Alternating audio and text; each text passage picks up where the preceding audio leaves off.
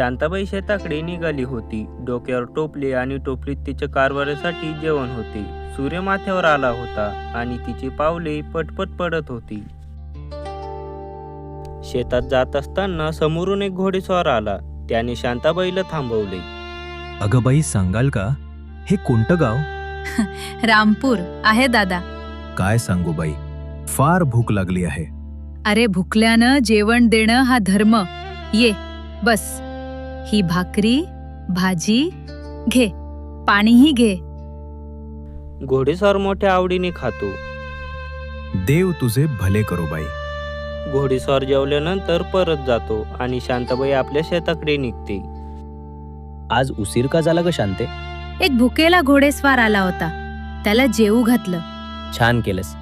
भुकेल्याला खायला घालणं पुण्याचं काम. दुसऱ्या दिवशी सकाळच्या प्रहरीत दाराशी राजाचे दूत उभं राहतो. त्याला पाहून शेतकरी घाबरतो. शांताबाई कोण? महाराजांनी दरबारात बोलावलं आहे. अरे पण चूक काय झाली? मला काही माहिती नाही, पण लगेच निघा.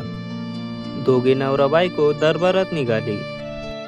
महाराज, आमची काही चूक असेल तर माफ करा.